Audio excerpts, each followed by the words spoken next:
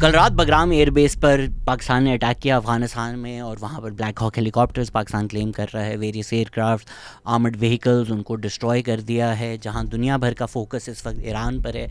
एक और जंग चल रही है जो उससे पहले से चल रही है, जो पाकिस्तान अफ़गानिस्तान के बीच में हो रही है। अब तो टाइम गुजर गया था इस पर वीडियो बनाने का, तो मैंने सोचा कि जाने दूँ, लेकिन इतना ज़्यादा मैंने ऑनलाइन एनालिसिस देखा है जो अजीब सा लगा मुझे, तो I thought I come here and give my opinion. जब ये हुआ मैंने क्यों नहीं वीडियो बनाई, क्योंकि मैं करके मौत को छूकर वापस आया था। वो कहानी भी आपको एंड में सुनाऊंगा, बट पहले पाकिस्तान अफ़गानिस्तान की जो जंग हो रही है उसको देख लें, और उस पर जो थोड़ी बहुत गुफ्तगू हो रही है उस पर मैं अपनी राय दे दूं। प्रॉब्लम ये है कि एक ख़ास तरह के जो यूट्यूबर्स हैं जो सिर्फ अपना बयानिया बेचते हैं, जो दुनिया में कुछ भी हो जाए तो वो अपना ओपिनियन लेकर आ जाते हैं, जिसका फैक्ट रियलिटी से कोई ताल्लुक़ नहीं होता। वो बस जो बयानिया नैरेटिव बनाना चाहते हैं वो उसी को फर्दर करने के लिए हर इशू उसी में थोप देते हैं। इस तरह नहीं इशूज़ को देखा जाता। अनफॉर्चुनेटली जो पोलराइजेशन हो गई है और जो नैरेटिव बिल्डिंग हो चुकी है, मुझे तो लगता है वॉचिंग रज़ा पहलवी के जो सपोर्टर्स जिस तरह भंगड़े डाल रहे थे जब ईरान में स्कूल गर्ल्स के ऊपर बॉम्ब हुआ, उनका कत्ल हुआ, और एक्टिवली बोल रहे थे और बॉम्ब करो और बॉम्ब करो। पाकिस्तान में जो पोलराइजेशन है, मुझे लगता है, and I am very sad to say this, कि अगर खुदा ना खास्ता APS आज होता तो a certain section would have celebrated it, because आप लोग देखते ही नहीं हैं कि क्या हो रहा है, क्या फ़र्क पड़ता है।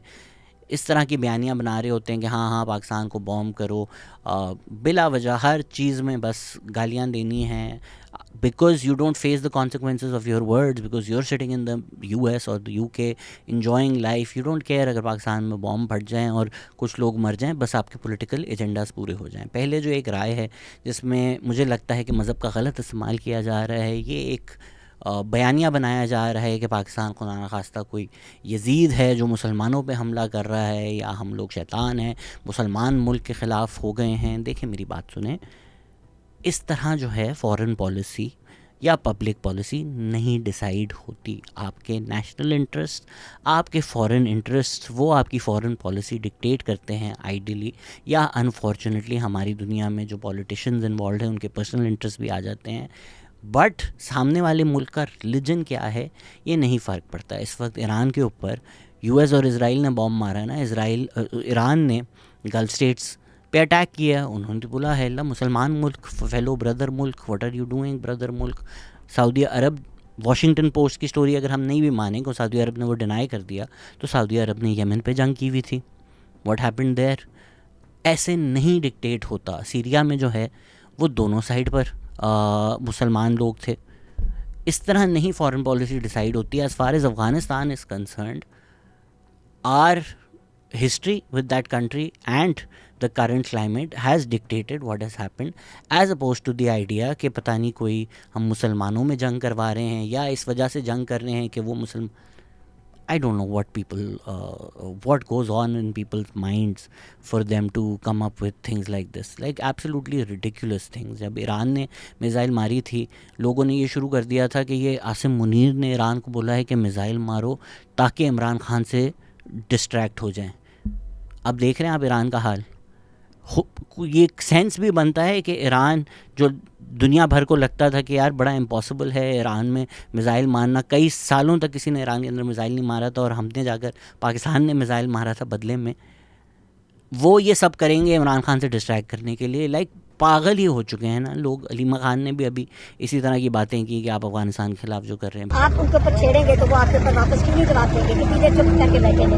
बीमारी तो हमने शुरू की। वो बेचारा मुल्क तो 50-60 साल से जंग के अंदर है, तो उनको तो दूसरी ताकतें आकर उनको उनके ऊपर मसलत क्यों हो जाती है? हमारी फौज का क्या कसूर है? शहीद मेरी बात सुन रहे हैं, और अपने सिपाहियों को भी शहीद करवाएं। हमारी जंग नहीं है। अलीमा खान ने ये भी बोला कि इमरान खान ने सही बोला था कि न्यूक्लियर डिटरेंट की ज़रूरत नहीं पड़ेगी अगर कश्मीर इशू रिजॉल्व हो जाए। सो कुछ सोच लिया करे कुछ बोलने से पहले। ज़ोल से तहरीक तालिबान पाकिस्तान या तालिबान आइडियोलॉजी इन जनरल का, उसका इस्लाम से कोई ताल्लुक़ नहीं है। ये जो इस्लामिक टेररिस्ट ऑर्गेनाइजेशन है, जस्ट बिकॉज ये इस्लाम का नाम इस्तेमाल करती हैं, इनके पीछे मत पड़ जाया करें। आपको बेवकूफ़ बनाने के लिए ही ये होता है। अब तो एक बड़ी थ्योरी ये भी चलती है ऑनलाइन कि आइसिस एक्चुअली जो है वो इसराइल ने क्रिएट की थी। वो एक रैबिट होल है, उसमें नहीं जाते। बट जस्ट बिकॉज कहीं इस्लाम का नाम आ जाए और आप मुसलमान हैं, आप उसके पीछे मत लग जाया करें। ये एक परवर्टेड फॉर्म ऑफ इस्लाम है। इस्लाम नहीं कहता कि आप बॉम्ब फाड़ें, इस्लाम नहीं कहता कि आप APS करें या आप मैं उस जनरेशन में बड़ा हुआ था जब बताया जाता था, टीवी पे आके लोग कहते कि तालिबान बड़ी अच्छी चीज़ है। जो ओरिया मकबूल जान जैसे जाहिल लोग हैं ना, उन्होंने जो जाहिलों की जनरेशन मीडिया पे पैसे लेके बयानियाँ बेच के बनाया है, उस जनरेशन के जो जाहिल पैदा हुए हैं उन्होंने यूट्यूब चैनल्स और पॉडकास्ट शुरू कर दिए हैं जो अब आपको अज़मतें बता रहे होते हैं तालिबान की, जो बोल रहे होते हैं तालिबान का सिस्टम बहुत अच्छा है, पाकिस्तान को भी सारी बच्चियों को स्कूल से निकाल देना चाहिए, कुछ नहीं मिलता लड़कियों को यूनिवर्सिटी कॉलेज बेच कर, ज़ियाउल हक असल में मर्द मोमिन हीरो थे। ये जिस बर्बादी से हम लोग बाहर निकले हैं ना, ज़िया जनरेशन की बर्बादी, उसके बाद तालिबानाइजेशन, मुश्किल से हम कुछ साल एक सेम पेज पर आए थे, for lack of a better word, कि नो तालिबान इज़ बैड। अब हम वापस वहीं धकेले जा रहे हैं कि नहीं, actually we are bad, Taliban is good. In what world, in what world? और अगर इतने ही अच्छे हैं तो जाओ। अगर तो आप बार बार कहते हो नहीं तालिबान का निज़ाम सबसे अच्छा है, इनमें से कोई एक इंसान जाके काबुल से करे ना पॉडकास्ट अपनी। और इन्ना कोई ब्रदर इस्लामी मुल्क है साडा, तो इंडिया के साथ जब पाकिस्तान की जंग हुई थी, तालिबान इंडिया के साथ था या पाकिस्तान के साथ था? तालिबान दिल्ली में था या इस्लामाबाद में था? इन्ना वो इतना कोई साडा इस्लामी भाई। दूसरी तरफ ये हिंदुत्व का कितना शैलो, जो एक एक्सट्रीमिस्ट हिंदुत्व फ़लसफ़ा है इंडिया में, वो कितना शैलो है कि वो सारा दिन ये माला जपते हैं कि सबसे ख़तरनाक चीज़ दुनिया में रेडिकल इस्लामिक टेररिज्म है, and now there in bed with the Taliban, the word that is synonymous with Islamic fundamental extremist terrorism. क्यों? क्योंकि उनकी जो फॉरेन पॉलिसी है वो डिक्टेट करती है। आप लोगों को मज़हब का चूरन बेच कर, उल्लू बना कर, फॉरेन पॉलिसी जो है उनके फॉरेन इंटरेस्ट डिसाइड करते हैं। तो एक तरफ जब मज़हब की बुनियाद पर बेवकूफ़ाना बातें कर कर एक ग्रुप को मलाइन किया जाता है, उसी तरह एथनिक लाइंस पे या नेशनल लाइंस पे जो घटिया रेसिस्ट बातें होती हैं, शर्म आनी चाहिए एज पाकिस्तानीज़ हम सबको कि ऑफिशियल हमारे टैक्स पेयर के पैसों पर एक घटिया तरीन रील बनाई है। मुझे नहीं लगता किसी ने भी वो देखी होगी और उस पर लानत नहीं भेजी होगी, जिसमें अफ़गानियों के ख़िलाफ़ घटिया प्रोपेगेंडा किया जा रहा है, रेसिस्ट बातें की जा रही हैं और ऑफिशियली पाकिस्तान की तरफ से वो पोस्ट किया जा रहा है। पाकिस्तान के इंफॉर्मेशन मिनिस्टर उसको रीट्वीट कर रहे हैं। घिन आती है हमें ये जो एक आइडिया है ना। और आपको याद होगा जब क्रिकेट मैचेस हो रहे थे पाकिस्तान इंडिया के, यूएई में जब सीरीज़ थी, मैंने तब वीडियोस बनाई थी और तब मैंने कहा था ये इंतहाई घटिया बात है जो सोशल मीडिया पे चलता है कि तंदूर वाले ये घटिया तरीन बातें हैं, मत करें, ये रेसिज्म है, रेसिज्म लीड्स टू हेट। इसीलिए मैं बार बार रेसिज्म, जो लोग बोलते हैं तो नॉन इशू है, जब आप नफ़रत अंगेज़ बातें करते हैं वो नफ़रत पनपती रहती है, वो वायलेंस ही बन जाता है, वो जीनोफोबिया ही बन जाता है। और इसको if you don't nip it in the bud, this is what happens. This is why I was railing against the deportation of Afghanis. और जो जिस तरह की घटिया बातें थी कि भाई क्योंकि वो अफ़गान है तो वो टेररिस्ट होंगे, ये यहाँ पे आके टेररिज्म करते हैं, ये जो एक घटिया सोच है ना, even at a time of war, even जब पाकिस्तान अफ़गानिस्तान की जंग हो रही थी, इवन सराइकियों के ख़िलाफ़ लोगों ने घटिया प्रोपेगेंडा शुरू कर दिया था। ये जो नफ़रतें हैं ना, यही इवेंचुअली हेट होता है, यही इवेंचुअली वायलेंस होता है। और एट इट्स वर्स्ट मैं नहीं कह रहा कि पानी डालो तो हर पौधा दरख्त बनेगा, बट मैं आपको बता रहा हूँ कि जो पौधे का अंत दरख्त है वो थिंग्स लाइक रवांडा है, वो थिंग्स लाइक गुजरात है, वो थिंग्स लाइक 1971 है। ये ना हो तो पहले दिन जब बंगालियों को गालियाँ दी जा रही थी तब उस चीज़ को हाईलाइट करके रोक कर ख़त्म करो, ताकि कल कत्ल ना किया जाए। दूसरी तरफ जो बयानियाँ बनाया जा रहा है कि पाकिस्तान कोई विक्टिम है या पाकिस्तान के साथ बहुत बुरा हुआ है, मैं 100% एग्री करता हूँ कि जो टीटीपी ने किया है, और टीटीपी को 100% बैकिंग मिलती है अफ़गान तालिबान से, एपीएस जैसे वाक़ये हैं, अनएक्सेप्टेबल है। इसके ख़िलाफ़ आप बात नहीं कर सकते इन चीज़ों से, इनसे मिलिट्री एक्शन ही आप लोगों को करना पड़ेगा। लेकिन अगर आप पूरी तारीख देखें तो ऐसा नहीं है हरगिज़ के पाकिस्तान विक्टिम है। अफ़गानिस्तान पाकिस्तान में जो हुआ है over the years, over the decades, अगर ज़िम्मेदारी देखें तो हमने ज़्यादा बुरा किया है, हमने बकवासियत की है, हमने गलाजत की है, हमने उनके मुल्क को अपने प्लेग्राउंड की तरह इस्तेमाल किया है, कभी स्ट्रेटिजिक डेप्थ के लिए, कभी ये बोल कर के वो हमारा 5वां छठा सूबा बन जाएंगे। ये जो हमारे grand designs, imperialistic notions, colony की तरह ट्रीट करना है, हमने काफ़ी हिस्टोरिकली बुरा किया। हमने रफ़ीउल्लाह काकड़ के साथ एक पॉडकास्ट भी किया है जिसमें हमने डिटेल में ये चीज़ें डिस्कस की हैं। ज़िया-उल हक के दौर पे आपने उनको मुजाहिदीन, हमारे भाई, हमारे हीरोज़, अमेरिकन डॉलर्स लेकर आग लगा दी पूरे के पूरे रीजन्स में। हमारे ख़ुद के ख़ित्ते को आपने जिहादिस्ट सेमिनरीज़ बना दिया। फिर मुशर्रफ ने अमेरिका से वापस डॉलर्स लेकर वॉर ऑन टेरर। फिर रिसेंटली आपने मिलियंस उठाकर ओवरनाइट, जो कभी देखा भी नहीं, जिन्होंने ज़िंदगी में पाकिस्तान के अलावा कोई घर नहीं देखा, उनको उठाकर भेज दिया। फैमिलीज़, बच्चे, औरतें जिनके ऊपर इतना जुल्म किया जाएगा तालिबान रजीम की तरफ से, आपने उठाकर फेंक दिया। बहुत हमारी गलतियां हैं, लेकिन ये जो इन लोगों ने आपको उल्लू बनाया था इतने साल कि हमारे मुजाहिदीन भाई हैं, आज वही मुजाहिदीन भाई जो हैं वो हमारे ही गले काट रहे हैं, वो हमारे यहाँ ही टेररिज्म कर रहे हैं, वो बॉर्डर पे हमारे ही जवान मार रहे हैं। तो ऐसा भी नहीं है कि जस्ट बिकॉज पाकिस्तान ने हिस्टोरिकली घटिया हरकतें की हैं, गंदी फॉरेन पॉलिसी की है, अफ़गान लोगों के साथ भी, अफ़गानिस्तान के मुल्क के साथ भी बहुत बुरा किया है, तो now we should just lay down and accept कि यार हाँ हमने बुरा किया था, अब ये लोग टेररिज्म तो करेंगे ना। तो आप उनके ऊपर छेड़ेंगे तो वो आपके ऊपर वापस क्यों नहीं जवाब देंगे? कितनी देर चुप करके बैठेंगे? बीमारी तो हमने क्या मैं हमला कर दूं हिंदुस्तान पे? मैं समझना चाहता हूं। नहीं, ये भी मैं नहीं प्रिस्क्राइब कर रहा। एक साइड नोट है कि लोग बड़ी बात करते हैं कि आप नवाज शरीफ ज़रदारी की करप्शन पे वीडियोस बनाएं। मैं आपको 100% गारंटी देता हूँ कि ये ISI फंडेड वीडियोस बनती हैं। सोशल मीडिया चैनल्स जो आपको लगता है बड़े अच्छे हैं, जो ये ब्रेवली ये वीडियोस बनाते हैं, ISI से पैसे लेकर ये वीडियोस बनाते हैं। मैं नहीं बनाता, क्योंकि अगर करप्शन पे बात करनी है तो खुलकर करप्शन पे बात करो ना। जो एक क्लोज़ एलाई थे ज़िया-उल हक के, general Akhtar Abdurrahman Khan, February 2022 में आर्टिकल आया है कि स्विस बैंक में उनका बैंक अकाउंट मिला था जिसमें $3.7 मिलियन थे। जो बिलियंस गए हैं ना इनटू द अफ़गान जिहाद, वो ये मैनेज कर रहे थे। तो $3.7 मिलियन कैसे आए इनके अकाउंट में? जब तक इस मुल्क में आप में ये हिम्मत नहीं ना ये सवाल पूछने की, तब तक सिर्फ सियासतदान को गाली दे के सो मत जाया करो। या तो हिम्मत करो, ये सारी वीडियोस करो, तो मैं भी सलाम करता हूँ। या अगर इन्हीं लोगों से पैसे ले लेकर सिर्फ 2 सियासतदानों को गालियां देकर सो जाना है, तो आप बूट लिकर हो मेरे दोस्त। और यही एक आदमी है जिसने एक पूरी जनरेशन को पागल बनाया है, ये झूठ बेचकर on behalf of the establishment. तो जो लोग ज़िया-उल हक को आज वापस हीरो बना रहे हैं, रीलॉन्च कर रहे हैं, इस पर कराओ ना वीडियोस मेरी जान। मतलब आप तारीख़ अगर देख लें तो अयूब खान के दौर में करप्शन स्कैंडल्स गूगल करें, स्पेशली उनके बेटे के, जुल्फ़िकार अली भुट्टो के दौर में करें, और फिर ज़िया-उल हक के दौर में करें। ज़िया-उल हक के दौर में तो लीगलाइज करप्शन करें। ये जो डेवलपमेंट फंड्स, पॉलिटिशियंस को पैसे देना, ये कब शुरू हुआ? जुल्फ़िकार अली भुट्टो के दौर में आपको कोई करप्शन स्कैंडल नहीं मिलेगा, लेकिन आपको हिस्टोरिकली क्या बताया जाता है कि सियासतदान करप्ट है। खैर, TTP पे वापस आ जाते हैं। मैं 1-2 साल से वीडियोस बना रहा हूँ कि TTP का थ्रेट बढ़ रहा है। इफ्तिखार फिरदौस भी आए हमारी पॉडकास्ट पे, एहसान अल्लाह टीपू भी आए, रफ़ीउल्लाह काकड़ से भी बात की हमने। TTP का बहुत ज़्यादा जिक्र किया जा रहा है, आपको बताया जा रहा है ग्रोइंग थ्रेट है। कुछ एरियाज़ हैं जो ऑलमोस्ट TTP कंट्रोल करती है, भत्ता लेती है, फिर भी उस तरफ हमारा फोकस नहीं जा रहा था।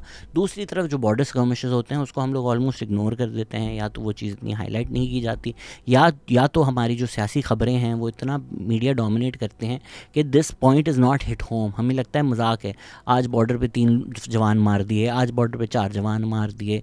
ये मजाक नहीं है। और जो एक ख़ास लोग हैं जो इतने पागल हो चुके हैं, जो इस चीज़ को सेलिब्रेट करते हैं जस्ट बिकॉज आपके कोई सियासी डिफरेंसेस हैं, your fight is with the establishment. And even if you are anti army in particular, the issue is the leadership at the top. जो जवान मरेगा ना, अगर उस पर आप सेलिब्रेट कर रहे हैं, आई एम सॉरी, आप ब्रेन डेड हो चुके हैं।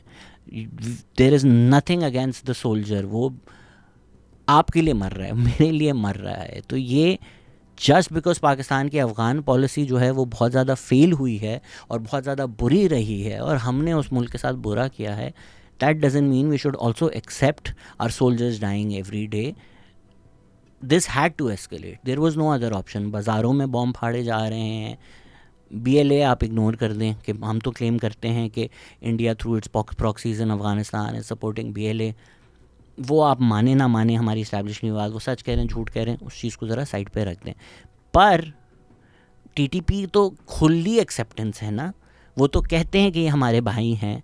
तो फिर अगर वो TTP को सपोर्ट कर रहे हैं, कभी 100 लोग बॉम्ब फाड़ के मार दिया, कभी पुलिस अकेडमी में बॉम्ब फाड़ दिया, कभी मस्जिद में बॉम्ब फाड़ दिया, should we just be like कि नहीं हम कुछ नहीं इनके ख़िलाफ़ रिटेलिएट कर सकते क्योंकि हमने अफ़गान मुजाहिदीन के टाइम पे बहुत पैसा लिया था या मुशर्रफ ने इनके ऊपर बॉम्ब मारे थे?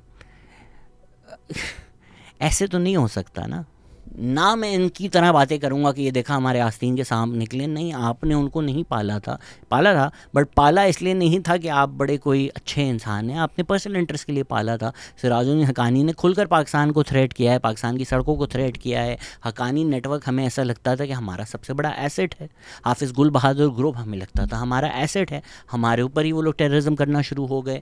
तो ये मिलिटेंट ग्रुप जब आप बनाते हैं ना और उनको सपोर्ट करते हैं और आपको लगता है ये बस बाहर जाके औरों को मारेंगे या ये हमारे एसेट्स होते हैं, ये गलत फहमी होती है। पाकिस्तान ने कोई ऐसा एसेट आज तक बनाया ही नहीं जो हमारे गले में आकर ही ना फंसा हो, वो रिलीजियस मिलिटेंट ऑर्गेनाइजेशंस हो या हाल ही में जिस तरह TLP को रैप अप किया है। जो एसेट्स आपने बनाए हैं, सबसे बड़ा जो गले की हड्डी एसेट बना हुआ है, उसको गालियां तो बहुत दी जाती हैं और सही क्रिटिसिज्म होता है जितनी उनकी प्रो तालिबान पॉलिसी रही है। जो टीवी पे जाकर कहते थे कि ये गवर्नमेंट का प्रोपेगेंडा है कि तालिबान सर काट के फ़ौजियों के फुटबॉल खेलते हैं, मेरे तालिबान ऐसे नहीं हैं। तालिबान खान जिनको कहा जाता था, देखिए जो ये आप खबरें सुनते हैं गले काटने और ये लड़कियों के स्कूल को बर्बाद करने पे, सबसे पहले तो हमारी अपनी गवर्नमेंट का प्रोपेगेंडा है, क्योंकि ये बार बार करें उनको क्रिटिसिज्म खुलकर करें, लेकिन वो एक इस्टेब्लिशमेंट के फेस थे ना, वो एक इस्टेब्लिशमेंट के स्पोक्स पर्सन थे ना। डॉन को अगर गालियां देनी हो डॉन लीग के बाद तो इमरान खान सामने आएंगे। मुशर्रफ का अगर ट्रायल हो रहा हो उसको रोकना हो तो इमरान खान सामने आएंगे। तो इस्टेब्लिशमेंट का एक बयानिया बनाने के लिए शख्स रखा हुआ था ना। जब हम फ्रांस के एम्बेसडर को वापस भेज के ताल्लुकात तोड़ेंगे उनसे, इसका मतलब कि यूरोपियन यूनियन से हम ताल्लुकात तोड़ेंगे।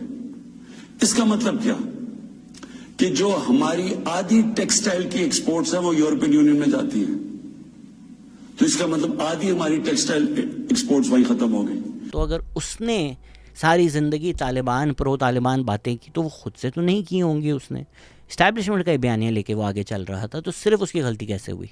इनफैक्ट इमरान खान को जो सियासत में लेके आए हैं जनरल हमीद गुल, ये जो सारी जिहादिस्ट बातें हैं, ये जो सारी एक आइडिया है कि मुल्ला उमर के पीछे मैं नमाज़ पढ़ता था और तालिबान तो हैं वो तो हीरोज़ हैं और हमने अमेरिका से पैसे लेके अमेरिका को हरा दिया, और ये जो एक जैद हामिद टाइप मेंटालिटी है।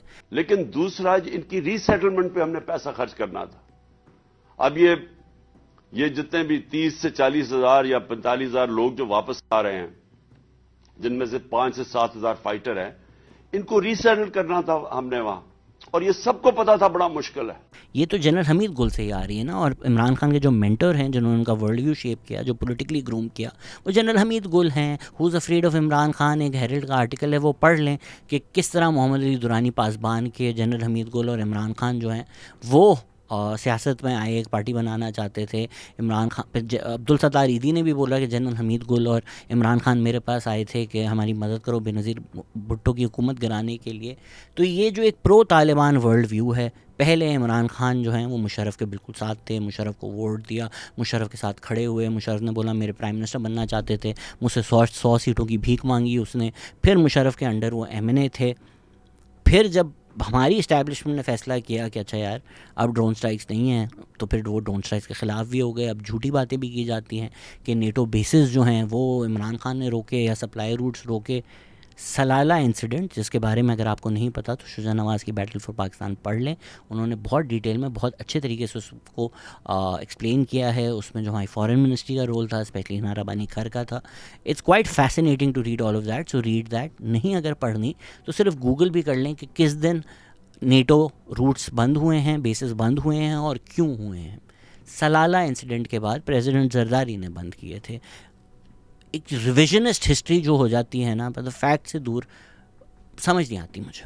और इमरान खान को तालिबान खान बोलना कोई एग्जैजरेशन नहीं है। तालिबान ने लिटरली अपना स्पोक्स पर्सन इमरान खान को मुंतखब किया था कि गवर्नमेंट से अगर टॉक्स करनी है ना तो TTP का नुमाइंदा जो है वो इमरान खान होगा। 2013 में Imran Khan came to power because of the TTP।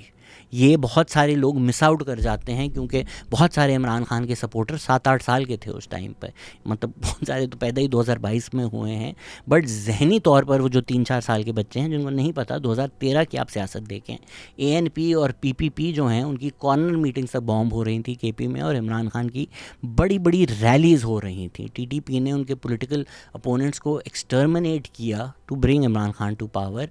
अब क्यों किया, किसने किया, करवाया, कैसे हुआ, मुझे नहीं पता, बट इट्स इम्पॉसिबल कि टीटीपी जो है वो सिर्फ इमरान खान के पॉलिटिकल अपोनेंट्स को टारगेट कर रही है। अब इस्टेब्लिशमेंट इमरान खान को लाना चाहती थी तो इस्टेब्लिशमेंट ने किया, टीटीपी का नाम लगा दिया, या टीटीपी इस्टेब्लिशमेंट वर्क, मुझे कुछ नहीं पता कि कैसे हुआ, क्या हुआ।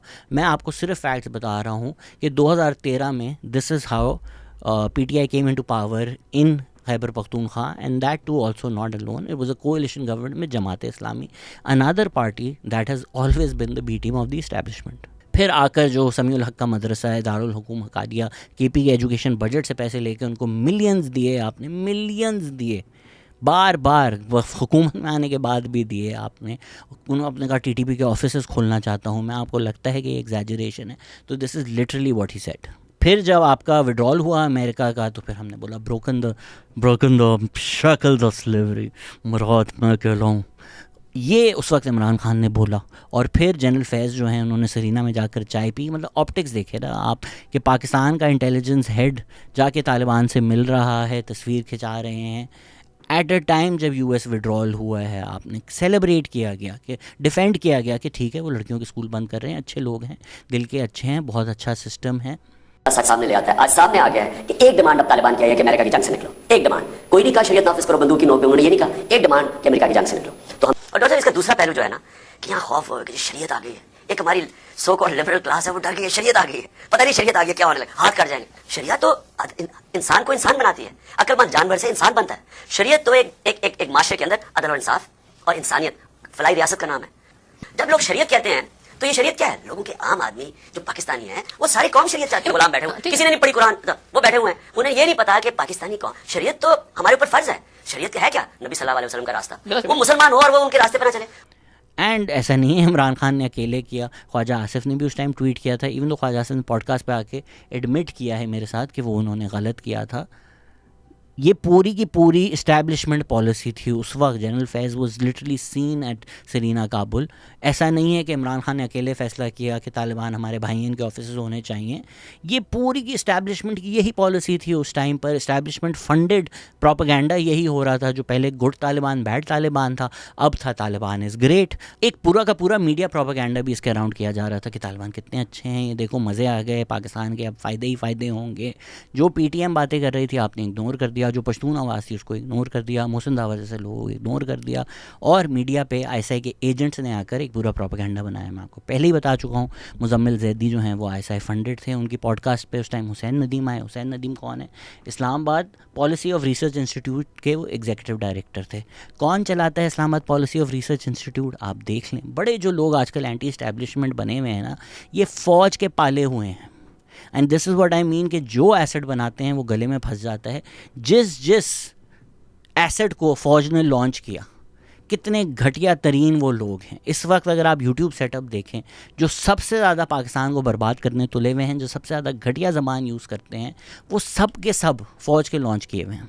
तो यही तालिबान जो आपने हमें पेश किया था कि भाई हमारे माई बाप हैं, हमारे भाई हैं, मज़े ही मज़े आ गए, हामिद कारज़ाई बहुत बड़ा जल्लाद था, अब इन्हीं को जाकर आप बॉम्ब कर रहे हैं। And I know the optics of it seem terrible.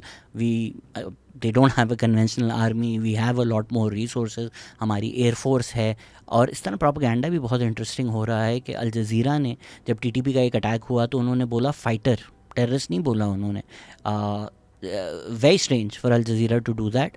And then जो वो हैं यल्डा, उन्होंने क्या शुरू कर दिया कि तालिबान की एयरफोर्स ने आकर पाकिस्तान पर। अभी तालिबान की कौन सी एयरफोर्स? मतलब आपको इतनी बेसिक चीज़ नहीं पता। खैर ये लोग तो बहुत एक्सपोज हो चुके हैं, BBC, CNN, न्यूयॉर्क टाइम्स, ये किस तरह प्रोपेगेंडा एजेंडा बनाते हैं।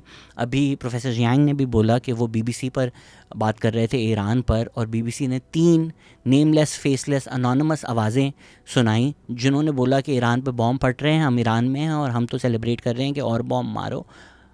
And professor Jiang was like ये प्रोपेगेंडा है कि आप सिर्फ ये बयानियाँ बता रहे हैं। अगर तो हम सच भी मान लें कि वाकई ये 3 लोग हैं, तो ऐसा तो नहीं है कि पूरे ईरान में यही है, लेकिन यही दिखाकर आप एक बयानिया और एक सोच बना रहे हैं। तो पाकिस्तान के ख़िलाफ़ भी बनाया जा रहा है। इंडिया में तो बहुत ज़्यादा किया जा रहा है। ये भी बातें की कि नूर खान बेस पे हमला कर दिया है तालिबान ने, लेकिन आई एम सरप्राइज कि अल जज़ीरा भी कर रहा है, और ऑब्वियसली यल्डा जैसे जो लोग हैं वो तो शुरू से ही पाकिस्तान के ख़िलाफ़ हैं। So yes I know the optics of it seam really bad कि हम एयरफोर्स लेके जा रहे हैं, वो जो हैं दूरबीन और गन लेके बैठे हुए हैं कि हमने एयरक्राफ्ट गिराना है, उस पर भी इंडियन प्रोपेगेंडा शुरू हो गया कि उन्होंने जहाज़ गिरा दिया। AI वीडियोज़, गेम की videos, just insane. It's hard to believe anything online now. I get it, the optics of it seem really bad. Also, what exactly we did needs to be investigated. ज़रूरी नहीं है कि पाकिस्तान या पाकिस्तान की रियासती बयानिया जो है उसको हम 100% मान लें, लेकिन हमें कुछ एविडेंस तो दूसरी तरफ भी चाहिए होगा। अगर तो कोई भी गलत टारगेट था, कोई सिविलियन टारगेट था, कोई स्कूल था, कोई हॉस्पिटल था, कोई घर था लोगों का, आम लोगों का, वो पाकिस्तान की मिलिट्री ने टारगेट किया है, मैं आप लोगों के साथ हूँ, मैं खुलकर कंडेम करता हूँ, मैं अफ़गान के लोगों के साथ हूँ। अफ़गान लोगों से हमारी कोई दुश्मनी नहीं है, इसीलिए जो घटिया रेसिस वीडियोस बन रही हैं पाकिस्तान का कॉज भी डिस्ट्रॉय करते हैं।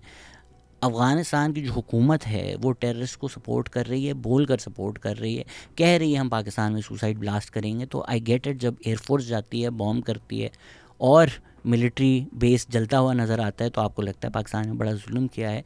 पर अगर अफ़गानिस्तान की हुकूमत सुसाइड बॉम्बर भेजती है, वो आकर फटता है, यहाँ 100-200 लोग मर जाते हैं, that's also the same, right? That's also terrorism. तो आप उसको कैसे जवाब दें? I hate war. I am anti-war in every single circumstance. But एक declared policy है, and I know some people watching me from India will be like, yeah, how do you like damn apples? But Pakistan की कोई declared policy नहीं है। पहलगाम के time Pakistan ने खुलकर बोला कि आप एविडेंस दें, आप दुनिया में कहीं भी जाएं, हम इसको नहीं सपोर्ट करते, हम इसको नहीं इंडोर्स करते, हम इसको कंडेम करते हैं। हमारी कंडेमनेशन आई, हम बोला हम हर इन्वेस्टिगेशन के लिए खुले हैं। उसके बाद इंडिया ने जो अटैक किया उसमें जो बच्चे मरे हमारे, हमने पब्लिकली इन्फॉर्मेशन अवेलेबल की कि आपने हमारे बच्चे मारे हैं, ये वो लोग थे, ये फैमिलीज़ थे, ये मिलिट्री टारगेट्स नहीं थे, आपने सिविलियन टारगेट्स किए। So that's different. Afghan Taliban तो कह रही है कि हाँ, ये ऑर्गेनाइजेशन जो कह रही है हम पाकिस्तान पर बात करेंगे, पाकिस्तान के ख़िलाफ़ जिहाद करेंगे, सुसाइड बॉम्बिंग करेंगे, ये हमारे भाई हैं और हम पाकिस्तान को निस्तो नाबूद कर देंगे, तो एक ऑफिशियल गवर्नमेंट स्टांस सपोर्ट आ जाता है। They are actually declaring war against Pakistan. तो जिस तरह इंडिया ने उसके बाद प्रोपेगेंडा किया था कि अब हम इसको रजीम चेंज करेंगे, अगर तो पाकिस्तान इस तरह की वापस बेवकूफ़ियाँ करे कि यार अब हम डिसाइड करेंगे अफ़गानिस्तान में क्या होगा, स्ट्रेटेजिक डेप्थ होगी, सूबा बना लेंगे, तो ये भी उतनी ही बेवकूफ़ी है मेरी नज़र में। Afghan people need to decide. जिस तरह ईरान के रजीम में भी आयतुल्ला परफेक्ट नहीं थे, बट इज़राइल और US बॉम्ब करेंगे तो हम उसके हक़ में नहीं होंगे। Iranian people need to decide, उसी तरह the Afghan people need to decide.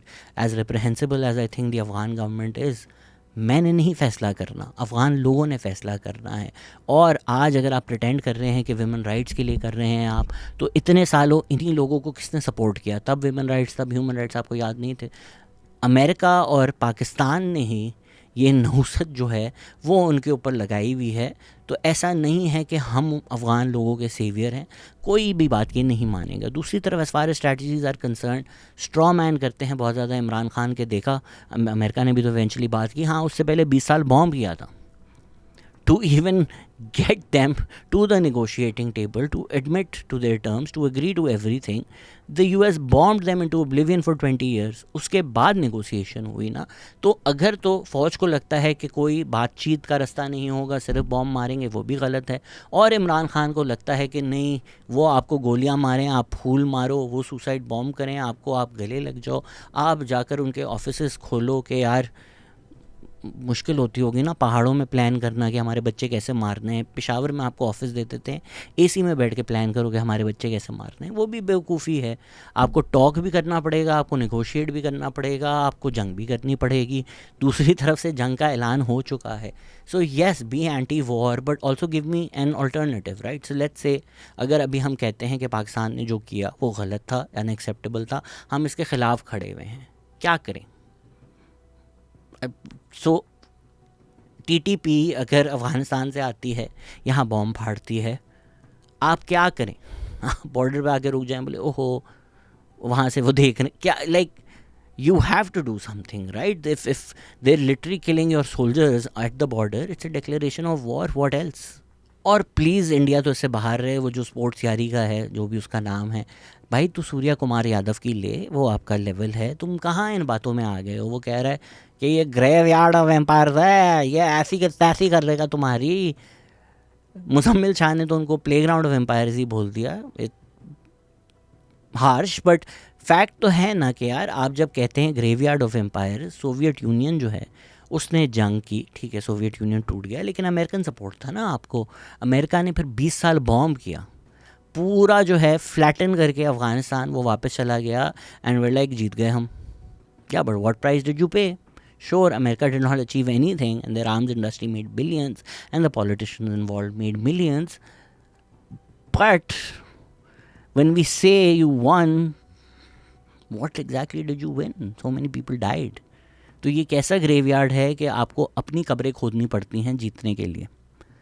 तो इसी तरह पाकिस्तान को अगर लगता है कि हमारे कोई लॉन्ग टर्म अज़ाइम होंगे, हम हुकूमत अपनी फेवरेबल बनाएंगे और फिर उसको चलाएंगे और फॉरेन पॉलिसी डिक्टेट करेंगे, तो ये स्टुपिडिटी होगी, ये आप नहीं कर सकेंगे। पाकिस्तान के इंटरेस्ट में है कि ये लिमिटेड ही रहे, ये वार्निंग शॉट्स ही रहें कि भाई रुक जाओ, मत करो, पाकिस्तान में टीटीपी को ना सपोर्ट करो, पाकिस्तान में टेररिज्म ना एक्सपोर्ट करो, टीटीपी को ऑफिशियली बोल दो कि हमारा कोई ताल्लुक़ नहीं। ख्वाजा आसिफ ने इस तरह की भी बात की थी कि इस तरह का भी कोई नेगोशिएशन में सोल्यूशन हो सकता है कि वो एक फ़तवा दे दें कि भाई पाकिस्तान में जिहाद करना by these organisations any militant terror वो गलत है, तो ये दे दें। इसी तरह पाकिस्तान में अगर कोई लोग सेलिब्रेट कर रहे हैं कि बिल्कुल सही बॉम्ब मारे, या इनफैक्ट इस तरह की बातें कर रहे हैं कि यहाँ बॉम्ब मार दो वहाँ बॉम्ब मार दो, प्लीज़, ये मैंने तो इस तरह के भी ट्वीट्स देखे कि जब इसराइल ने ईरान को बॉम्ब किया, लोगों ने बोला कि भाई हमारे भी लीडर्स को बॉम्ब कर दो, हमारे भी। खुदा का वास्ता है यार कि जस्ट बिकॉज आपका प्राइम मिनिस्टर उतना हैंडसम नहीं है जितना आपको चाहिए, इसका मतलब ये नहीं है कि आप मुल्क की बर्बादी के लिए भंगड़े डालने शुरू हो जाएं और जो रज़ा पहलवी के सपोर्टर्स हैं उनको देखें और शर्म करें। This is how you are behaving and I hope the war ends today. In fact, I hope by the time you see this video, because you'll probably see it 3-4 days later, जंग ख़त्म हो चुकी है। जंग नहीं अच्छी चीज़। हमारी तरफ भी जो लोग ये सेलिब्रेट कर रहे हैं या ये जो शॉर्ट एंड फ्राइड दिखा रहे हैं कि ये देखा हमने दिखा दिया, नहीं नहीं नहीं यार, this is nothing that should ever be celebrated. ये ट्रंप का भी अभी मसला है कि जो एक ह्यूब्रस है कि अच्छी चीज़ लग रही है बॉम्ब फटते हुए। ये इज़राइल में भी होता है ना कि वो पहाड़ पे बैठ के देखते हैं कि अगर बॉम्ब फट रहे हैं गाज़ा में। कभी भी इस हद तक मत जाओ, कभी भी अपने आप को इतना घटिया ना कर दो। Even when war is becomes necessary, even when you are like यार ये बहुत दुख की चीज़ है कि ये जो टेररिज्म हुआ है, जो चीज़ें हुई हैं उसके बदले में ये करना पड़ रहा है, it should still be seen as a tragedy even if it was a necessary tragedy. This is not something to be celebrated at either end and you don't see war, you are very comfortable in your homes, which is why on Twitter you say stupid things. Come out of that mentality and see the price of war that is paid by people and factor that in when you say something about the war itself. तो please दुआ करें कि जो अफ़गान लोगों के लिए बेहतर हो और पाकिस्तान के लोगों के लिए बेहतर हो वो हो, और एक हम साउथ एशिया देख सकें जहाँ ये टेररिस्ट ऑर्गेनाइजेशन, मिलिटेंट ऑर्गेनाइजेशन सारी की सारी ख़त्म हो एंड ये पूरा ख़ित्ता अफ़गानिस्तान, पाकिस्तान, ईरान, इंडिया, बांग्लादेश, श्रीलंका, नेपाल खुशी खुशी ट्रेड करें, एक EU जैसा मॉडल हो और ये बॉम्ब्स ओवर बगदाद ख़त्म हो। कभी तो अफ़गान के लोगों को भी जीने का हक़ मिले, कभी अमेरिका, कभी सोवियत यूनियन, कभी पाकिस्तान। कब तक आप बॉम्ब्स के नीचे जी सकते हो? ये ओप्रेसिव तालिबान की रिजीम अफ़गान के लोग ख़ुद से ख़त्म करें। पाकिस्तान को नहीं करना चाहिए, हमारा ख़ुद की रिजीम का भी ह्यूमन राइट्स रिकॉर्ड अच्छा नहीं है। तो अमेरिका जिस तरह प्रिटेंड करता है कि अपने फॉरेन इंटरेस्ट फर्दर करने के लिए डेमोक्रेसी और ह्यूमन राइट्स के नाम में मुल्क में घुस के उनको बर्बाद करता है, हम अपने आप को अमेरिका ना समझें। एंड या I hope this war ends. अच्छा, पर्सनल मेरे साथ क्या हुआ, द बिल्डिंग कॉट फायर, तो मैं सो रहा था और रमज़ान का टाइम था, तो थैंकफुली बिल्कुल ही सहरी के बाद का वक्त था, 5:58 हो रहे थे, तो मैं उठा हुआ ही था। तो मेरे चौकीदार का फ़ोन आया कि भागो बिल्डिंग में आग लग गई है। मैं ना आगे देखा ना पीछे देखा, बिस्तर से निकला, भाग गया दरवाज़े खोल कर। जब मैं एक फ्लोर नीचे गया तो सब कुछ नज़र नहीं आ रहा था। ये स्ट्रेंज फिनोमेना मुझे लगा कि सब वाइट हो चुका था। काउंटर स्ट्राइक में तो मैंने देखा था कि फ्लैश बैंग फटता है तो वो वाइट हो जाता है, बट ये मैंने एक्सपीरियंस नहीं किया था। थोड़ा काउंटर इंट्यूटिव लगता है कि आप तो धुएं में हैं, वाइट कैसे हो गई है हर चीज़, बट वो सब कुछ वाइट हो गया था। मैंने फ़ोन ऑन किया, टॉर्च की, कुछ नज़र नहीं आ रहा था, सब कुछ वाइट था और आगे से बस एक आवाज़ आ रही थी इस तरफ आ जाओ, और मैंने बस उनको फॉलो किया। एंड बिकॉज़ मेरी अपनी बिल्डिंग है तो मुझे पता था, मैं रोज़ यूज़ करता हूँ कि कहाँ सीढ़ियाँ हैं, तो आई हैड अ फीलिंग, वो मैंने फॉलो की। मैं बाहर गया, मैंने फिर जब लेफ़्ट देखा तो बिल्डिंग के नीचे से ब्लैक प्लूम्स ऑफ स्मोक आ रही हैं। मुझे जिसको समझ में आ रहा था मैंने फ़ोन करना शुरू कर दिया, क्योंकि कोई फायर ब्रिगेड नहीं आ रही थी, कुछ भी नहीं आ रही थी। इमीडिएटली मुझे गुल प्लाज़ा याद आया, and it just crossing that one floor in that smoke made me realise कि ये कितना अपोकलिप्टिक समा है। ये जो 9/11 की आप वीडियोस देखते हैं, imagine being in that for hours, like वो बस जहन्नुम का एक समा था। और वो जितनी देर आप जलते हुए देख रहे थे सब कुछ, और यू वर लाइक जो भी इतने सालों कमाया है वो सब जल जाएगा अभी, और आप बस जिसको फ़ोन कर सकते थे आप फ़ोन कर रहे थे। मैंने स्टोरी पे भी लगाया कि कोई भी फायर ब्रिगेड भेज दे, कोई भी जानता है। फायर चीफ़ का नंबर आया मुझे, मैंने उनको फ़ोन किया, तो उतनी देर में DHS सर्विलेंस टीम आ गई थी, उनकी अपनी एक फायर ब्रिगेड थी। मे बी 15-20 मिनट्स जब मैं नीचे आया उसके बाद ये हुआ है। तो फिर वो लोग नीचे गए, इलेक्ट्रिक शॉर्ट सर्किट था। कितनी छोटी चीज़ है, कितनी छोटी चीज़ है कि एक इलेक्ट्रिक शॉर्ट सर्किट, उससे चीज़ों को आग लगी। एंड थैंकफुली बच गए, बिकॉज़ जो हमारी गली है उधर 6-6 फुट के गैस सिलेंडर्स पड़े हुए हैं, दुकानों ने अपने इस्तेमाल के लिए रखे हुए हैं। These are nothing short of bombs, खुदा न खास्ता उनमें से एक को भी आग लग जाती तो आपको एक क्रेटर नज़र आता है यहाँ पर। तो आपको ये भी रियलाइज़ होता है कि यार हम किस मुल्क में रहते हैं, यहाँ तो कोई वैल्यू ऑफ लाइफ नहीं है। रोज़मर्रा की ज़िंदगी में आप चीज़ें एक्सपीरियंस करते हैं और आप you just sort of get used to it कि हाँ गैस सिलेंडर पड़े हुए हैं, क्या हो गया। गली में 10 गैस सिलेंडर पड़े हुए हैं 6-6 फुट के, एक दफ़ा खुदा ना खास्ता अल्लाह ना करे कभी भी हो आग लगनी है, and this will and and nothing will change. ऐसा नहीं होगा कि बाकी जो सारे फिर गलियां हैं वहाँ से ये चीज़ें ख़त्म हो जाएंगी, रूल्स इन्फोर्स होंगे, ऐसा बिल्कुल भी नहीं होगा। क्यों, हमने गुल प्लाज़ा पे देखा फायर एग्ज़िट कितना बड़ा मसला था, हमने बड़ी बातें की।